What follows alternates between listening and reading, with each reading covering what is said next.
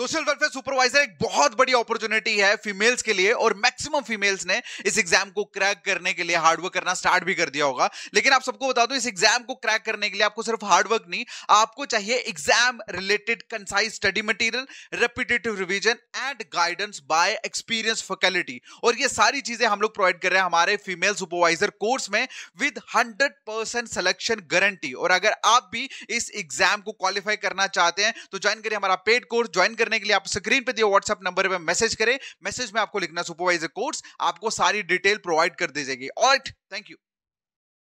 Hey beautiful people, what's up guys? Welcome to JKSSB online tutorial. मैं हूं सतीश और finally start करते हैं आज का top most current affair MCQs for your upcoming female supervisor and other JKSSB exam. तो आज के लेक्चर का हमारा पहला क्वेश्चन है, who has been nominated for the 58th Jnanpith award. Jnanpith award basically Jnanpith award जो है उसको बोला जाता है।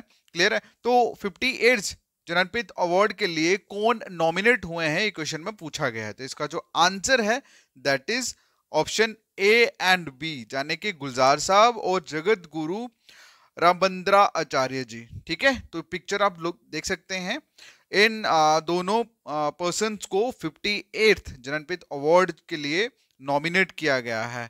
ओके, अच्छा एक चीज और बताऊं, गुलजार साहब का जो रियल नाम है ना, बेसिकली इनका नाम है संपूर्णा सिंह कालरा। ठीक है, एंड ये बेसिकली उर्दू पोएट है अपने अपने टाइम के, अपने इरा के।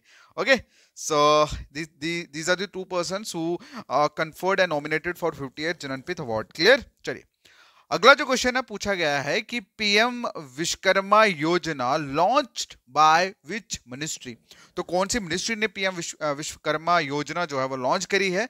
इसका जो आंसर है that is ministry of micro small and medium enterprises, MSME द्वारा। एमएसएमई की जो मिनिस्ट्री है उन्होंने ये जो योजना है लॉन्च करी है। ओके, अब बेसिकली विश्वकर्मा योजना, ये जो योजना है ये किन के लिए, ये जो स्कीम जो है किसके लिए है? जितने भी का आर्टिजन हैं, क्राफ्टमैन हैं, उनके लिए है।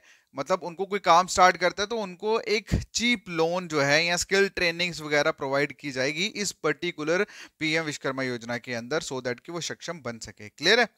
तो इस बेसिकली इसमें 18 बिजनेसेस जो हैं इस पर्टिकुलर स्कीम में इंक्लूड करे गए हैं। ओके, एंड बाकी ये विश्वकर्मा योजना जो है ये इनिशियली स्टार्ट होगी आप लोगों के 5 इयर्स के फाइनेंशियल ईयर्स के साथ। ओके, तो बस आपको इतना ही याद रखना है बेसिकली कि ये किस मिनिस्ट्री द्वारा इनॉग्रेट करी गई है। अगला जो क्वेश्चन है पूछा गया है कि बताइए where was the 11th international puppet festival inaugurated. तो 11th इंटरनेशनल पपट फेस्टिवल जो है वो कहाँ पे इनॉग्रेट हुआ है? तो इसका जो आंसर है दैट इज चंडीगढ़। कहाँ पे हुआ है? चंडीगढ़। अच्छा, ये जो फेस्टिवल था इनको इनॉग्रेट करा गया है पंजाब के governor and administrator, UT Chandigarh के एडमिनिस्ट्रेटर जिनका नाम है बनवारी लाल पुरोहित। ठीक है, और इनके साथ कौन कौन थे? राजीव वर्मा जो कि एडवाइजर है एडमिनिस्ट्रेटर के। क्लियर? बाकी इतना गहराई में आपको जानने की जरूरत नहीं है, ये तो मैं जस्ट ऐसे आपको अंडरस्टैंडिंग के लिए या अदर चीजें ऐड ऑन कर रहा हूँ।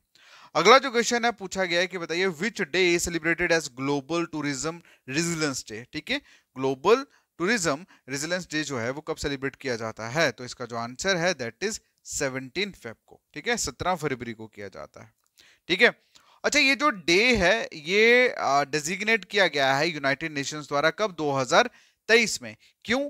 ताकि जो नीड है ना टूरिज्म की, टूरिज्म डेवलपमेंट की जो नीड है उसको हाईलाइट किया जाए। क्लियर?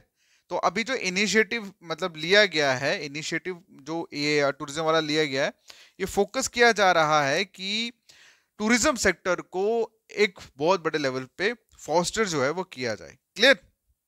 नेक्स्ट जो क्वेश्चन है पूछा गया है कि मेघांत टाइगर रिजर्व जो है वो रिसेंटली न्यूज में देखने को मिला। बताइए कौन सी स्टेट में ये लोकेटेड है? क्लियर? तो इसका जो आंसर है दैट इज महाराष्ट्र। कहां पे? महाराष्ट्र में।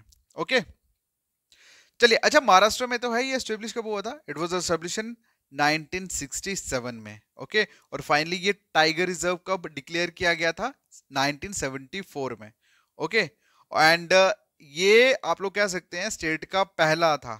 ठीक, अगला जो क्वेश्चन है पूछा गया है कि रिसेंटली नासा ने किस कंट्री के साथ कंबाइन करके, किस कंट्री की स्पेस एजेंसी के साथ ज्वाइन करके वर्ल्ड का पहला वुडन सैटेलाइट जो है वो लॉन्च किया है? तो नासा ने किस कंट्री की स्पेस एजेंसी के साथ जुड़ के एक पहला वर्ल्ड का पहला वुडन सैटेलाइट जो है वो लॉन्च करा है? तो उसका जो आंसर है दैट इज जापान। क्या आंसर है? जापान। ठीक है, चलिए अब अगला जो क्वेश्चन है पूछा गया है कि बताइए where was the first child friendly police station inaugurated? तो चाइल्ड फ्रेंडली पुलिस स्टेशन जो है वो कहां पे इनॉग्रेट किया गया है? तो इसका जो आंसर है दैट इज महाराष्ट्र में। कहां पे? महाराष्ट्र में किया गया, और महाराष्ट्र की एक दूले डिस्ट्रिक्ट है वहां पे किया गया है, और वहां पे आजाद नगर पुलिस स्टेशन मतलब जो है ये बनाया गया है। क्लियर? अगला जो क्वेश्चन है पूछा गया है कि बताइए recently which country parliament has pass the Quad bill to enhance corporation? तो कॉर्पोरेशन को एनहेंस करने के लिए कौन सी कंट्री की पार्लियामेंट ने क्वाड बिल जो है वो पास करा है? तो इसका जो आंसर है दैट इज यूनाइटेड स्टेट्स। ठीक है, क्या आंसर है? United States. अगला जो क्वेश्चन है पूछा गया है कि बताइए again which country did the Indian team register the biggest win in test cricket? तो मतलब किस टीम के खिलाफ इंडिया ने एक बहुत बड़ी जीत जो है वो हासिल करी है टेस्ट क्रिकेट में? तो इसका जो आंसर है दैट इज इंग्लैंड। क्या आंसर है? इंग्लैंड। ओके, चलिए अगला जो क्वेश्चन है पूछा गया है कि बताइए according to Fitch prediction what is the estimate physical deficit for India in financial year 2025 to 2026? ये क्वेश्चन हम ऑलरेडी कर चुके हैं, और इस क्वेश्चन का करोगे आप लोग answer in the comment section. बाकी मिलते हैं नेक्स्ट वीडियो में, तब तक के लिए thank you so much, take care, bye bye.